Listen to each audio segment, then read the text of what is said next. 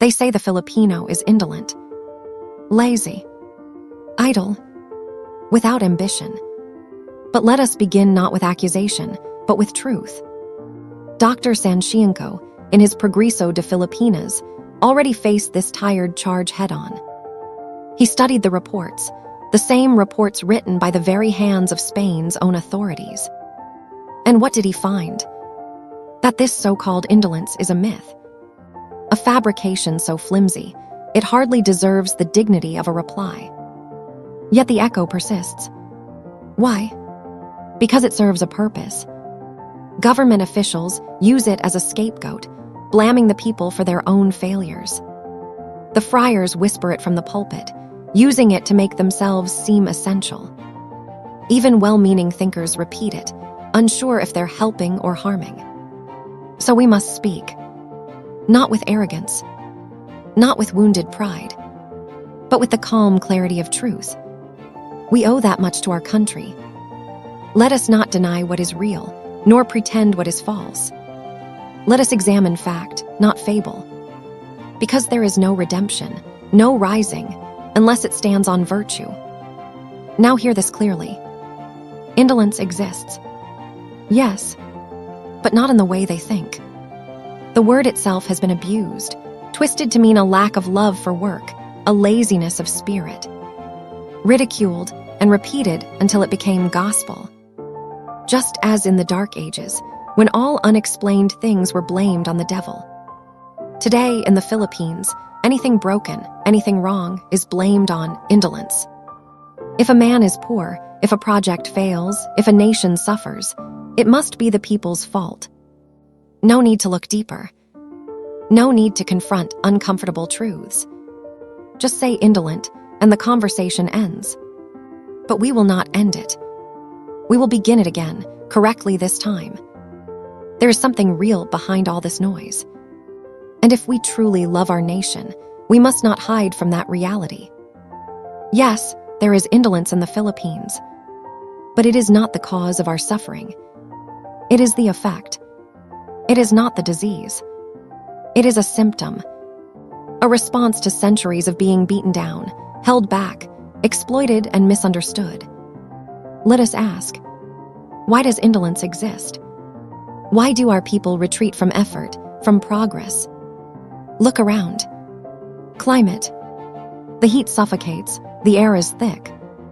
In the tropics, violent labor is not just exhausting, it is dangerous. An hour beneath that sun can drain a man of a day's strength. Even the Europeans, those who call us indolent, how do they live in our lands? They ride in carriages. They have servants to fan them, feed them, fetch their shoes. And yet they live well, eat well, and work for their own future.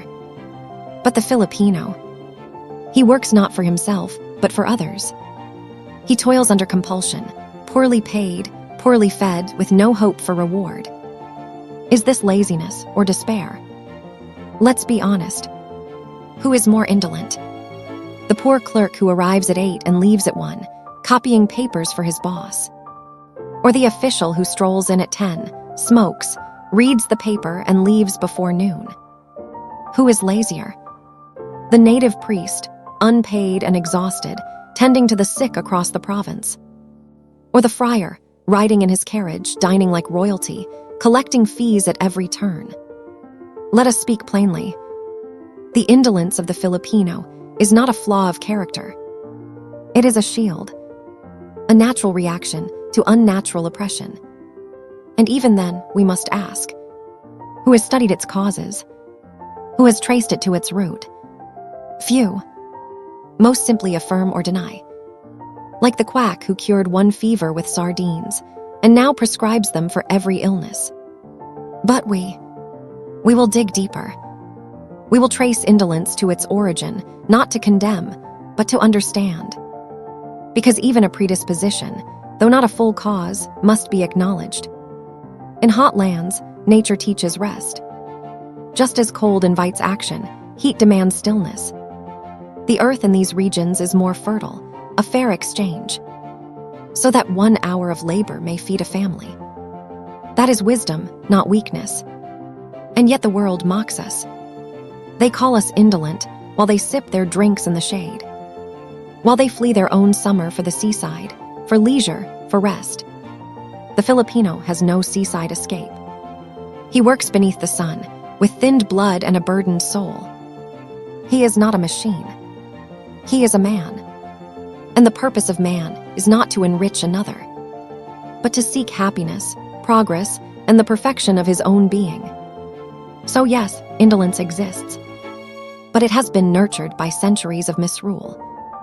It grows like a snowball, compounded by every generation of neglect, of exploitation, of injustice. The real evil is not indolence itself. It is the magnification of it. The lie that blames the victim and praises the oppressor. We are ready to prove this. Let those who caused the problem say what they will. We are not here to please them. We are here to speak truth. And truth, though bitter, is the first step toward freedom.